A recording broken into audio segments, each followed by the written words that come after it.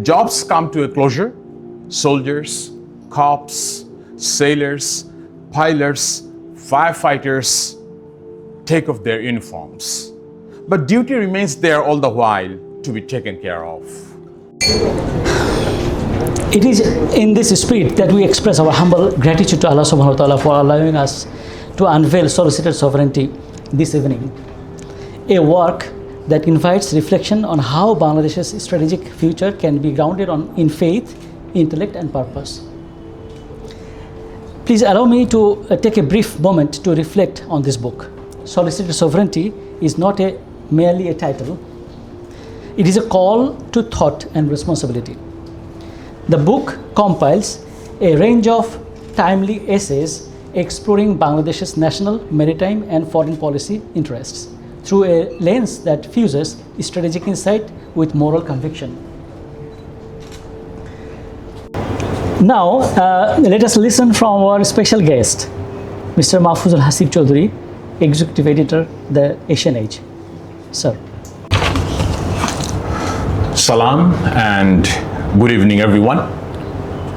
My heartfelt gratitude goes to the organizers of this auspicious event and for choosing me as a guest at this program, spangled and decorated with highly erudite academic scholars and iconic military officers. I am feeling truly honored and privileged to be here in the middle of illuminated audiences and sagacious speakers whose discourses are without doubts going to enlighten me comprehensively. Actually, maritime facts and figures are very less talked about subjects in our country. Excluding a few universities who run departments like oceanography or marine science and the institutions regulated by Bangladesh Navy. On the other hand, maritime strategy, maritime law, maritime innovations, maritime literature, etc. are taught in many civil universities in the western part of the globe. International Maritime Law Institute in Malta, Admiral Marakov State University of Maritime and Inland Shipping, Russia, St. Petersburg State Marine Technical University, Russia, Åland Maritime Academy, Finland, Aboa Maritime School, Finland, and I can say for sure there are many more maritime universities belonging to the civil arena in the European Union countries and in the United States. I have named a few maritime universities which I have personally visited. We have come together on this spot in order to launch a book titled Solicited Sovereignty, Essays on Bangladesh's National, Foreign and Maritime Affairs, by a military officer of classical acumen and laureated professional background, Commodore Syed Uddin Ahmad. We all have come to know that Commodore Syed Uddin Ahmad has formally retired from service, but retirement and duty are not synonymous.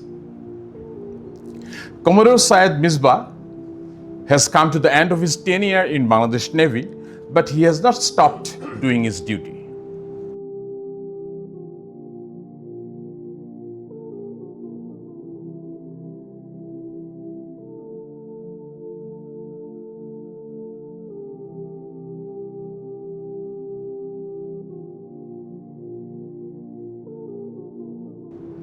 Jobs come to a closure.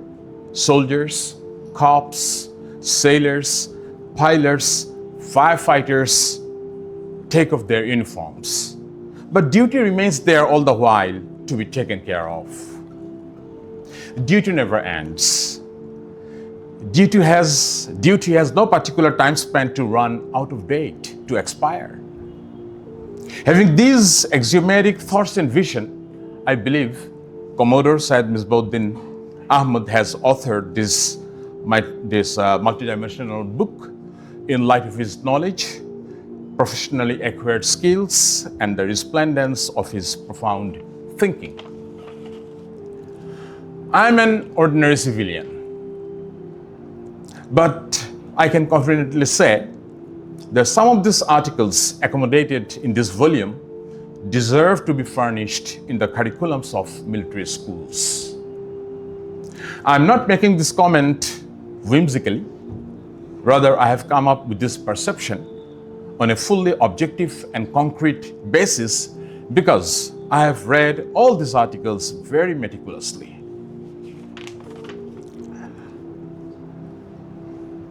The primordial bonds between human beings and seas since the dawn of civilization, some historic upheavals associated with oceans, naval forces of different countries, and nerve-wracking adventures by seafarers have been strikingly depicted in some fictional works by a number of authors in English as well as in some other languages.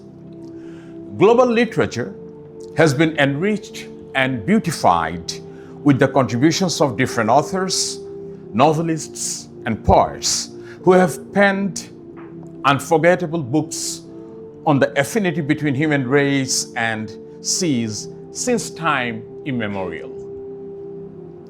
There are scores of literary masterpieces, both in forms of prose and poetry, which come under the category of nautical fiction or maritime literature in terms of, in literary terms. Since I'm from English literature background, so for this reason actually I've been pulling these references, but I'm not going to take long.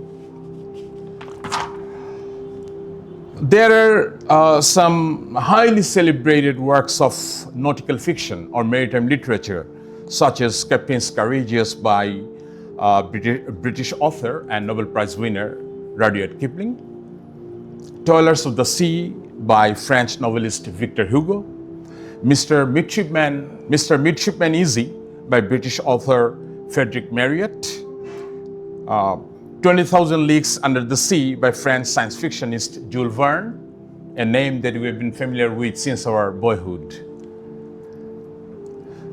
The Hunt for Red October by Tom Clancy, and the list goes on and on.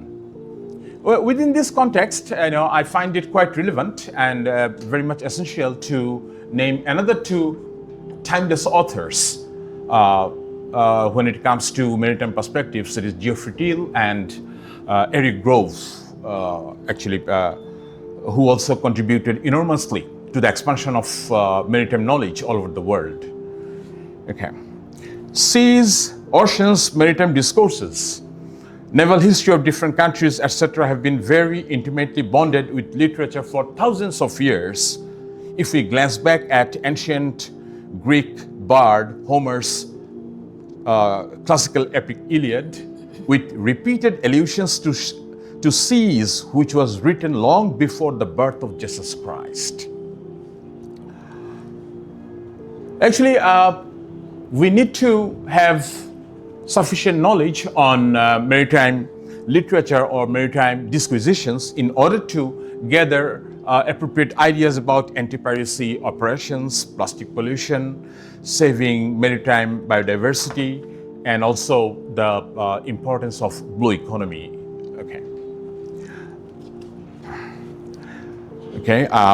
A few years ago, I took an interview with Mr. Anglu Farrugia. That is how they pronounce. He is a speaker in Parliament of Malta. I took his interview on behalf of my newspaper. He told during the interview that Bangladesh and Malta can utilize joint maritime initiatives. Same goes for many more countries with whom we can pack hands to make the most of our maritime potentialities and to explore the beneficial waves and tides of blue economy. I've already said, okay. Now, since I have talked about maritime literature, from my own layman perspective, I would like to, do a little bridging up work, maritime literature and war fiction, war novels. Because here, most of the audiences are from military services. So I find it quite relevant to talk a little about war novels or war literature, war fiction. So What is actually war fiction? We know we had to fight a fierce war for independence during 1971, which lasted for 9 months. Okay, and some very famous, some highly celebrated masterpieces on war. Let me name. One is The Children of the New Forest by Frederick Marryat, All Quiet on the Western Front by Erich Mayer Remarque, The Red Badge of Courage by Stephen Crane, War and Peace by Leo Tolstoy, The Winds of War by Herman Wouk, I Was a Spy by Martha McKenna, The Unwomanly Face of War by Russian author and Nobel Prize winner Svetlana Alexievich. So actually, my plea goes to the military officers sitting in front of me and also beyond this venue, that universities run by Bangladesh Army, Bangladesh Navy and Bangladesh Air Force, I mean the military services of Bangladesh, they can play a big part in popularizing war fiction, tying it up with maritime literature in academia. Because we know there is a good number of universities which are administered by Bangladesh Army, Bangladesh Navy and Bangladesh Air Force, like Bangladesh University of Professionals, Military Institute of Science and Technology. And also there are some universities regulated by Bangladesh Army in several districts outside Dhaka city. Okay, so Bangladesh Army can play the role of a pioneer in incorporating war novels or a subject or a chapter. If not a subject, at least a chapter in English department or in history department, okay, to make the civil students, the civilians, aware of our own war history and also the global war history. Okay, if these books that I've just named the titles, if these books can be added to the curriculums in these universities which are run by Bangladesh Armed Forces, and I'm sure once it is launched, if it can get materialized in other universities, both by private entrepreneurs and also both state-run universities, they will follow the example of Bangladesh Armed Forces. I find it very much necessary because I've seen war fiction a very important course in a good number of universities in Europe. Okay. Now. Okay, so the proposed course, the proposed course that I've just said, like war fiction or war studies, it can also include the mass uprising that rocked Bangladesh from July to August 2024, spearheaded by the anti-discriminatory students' movement, which culminated into the glorious July Revolution. From this point of view, the revolutionaries who laid down their lives for the mass uprising of 2024 and the demonstrators who sustained critical injuries during the revolution should be honored by means of the illustration of their ballads in school books and higher education curriculum. Last but not least, former US President John F. Kennedy once said, "We are tied to the ocean, and when we go back to the sea, whether it is to sail or to watch, we are going back from where we came." That's all from my end for the time being. Thank you very much for listening to me with patience.